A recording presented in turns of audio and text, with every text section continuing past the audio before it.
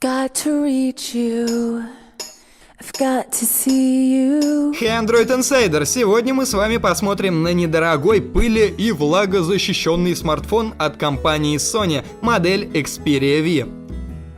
Итак, Xperia V имеет приятные материалы корпуса и по нынешним меркам небольшие габариты. Задняя крышка аппарата выполнена из очень приятного на ощупь софт-тач пластика. На ней разместилось отверстие 13-мегапиксельной камеры, естественно, со вспышкой. Она, кстати, выдает шумноватую картинку. Видимо, сказывается высокая плотность пикселей матрицы и не самые хорошие алгоритмы обработки фото. Приличные снимки удаются лишь при хорошем дневном освещении. А чуть ниже камеры расположились отверстия микрофона и динамика. Задняя крышка съемная, на ее задней поверхности находится NFC-антенна и резиновые уплотнители, которые предотвращают попадание влаги внутрь смартфона. Под крышкой спрятался аккумулятор емкостью 1750 мАч и сдвоенный слот microSIM и microSD. Корпус смартфона слегка изогнут, и за счет этого очень удобно лежит в руке. По торцам у Xperia V разместились все основные разъемы. На нижнем торце нет ничего, кроме микрофона. Правый торец отведен под небольшие кнопочки регулировки громкости и блокировки. Также на правом торце есть ушко под шнурок. Мне лично такое расположение кнопок не понравилось, уж больно высоко они расположены. Идем дальше. Верхний торец выделен под стандартный 3,5 мм мини-джек, который старательно спрятан под герметичной заглушкой.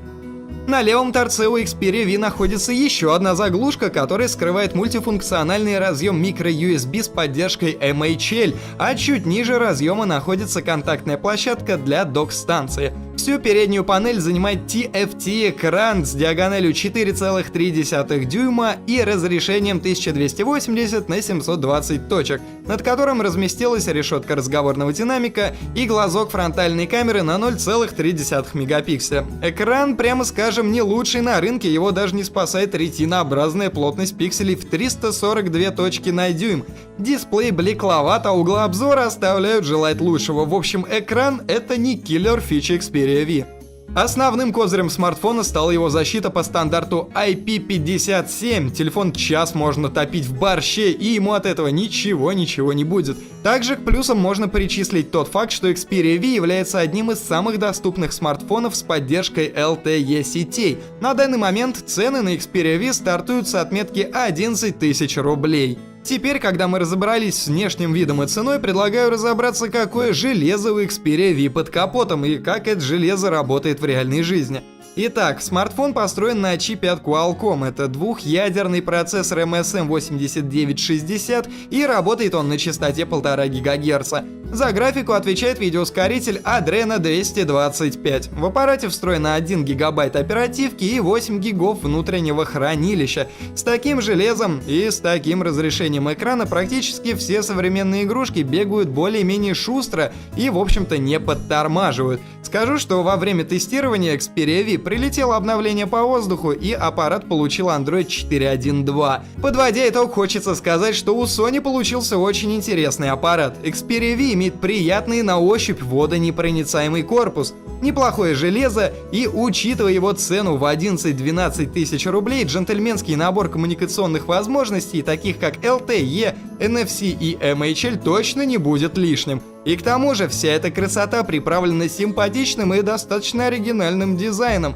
Но, как всегда бывает, в каждой бочке меда найдется и маленькая ложечка дегтя, которая все портит. В Xperia V такой ложкой оказался экран, а точнее TFT-матрица с вялыми цветами и не менее унылыми углами обзора. А что вы думаете по поводу того, что Sony, являясь одним из мировых лидеров по производству телевизоров и камер, в то же время в своих устройствах использует не самые лучшие разработки? Свое мнение, конечно же, можете оставлять в комментариях под этим видео. А на этом все. Подписывайтесь на новые видео, ставьте большие пальцы вверх и приходите к нам в социалочки. Пока-пока.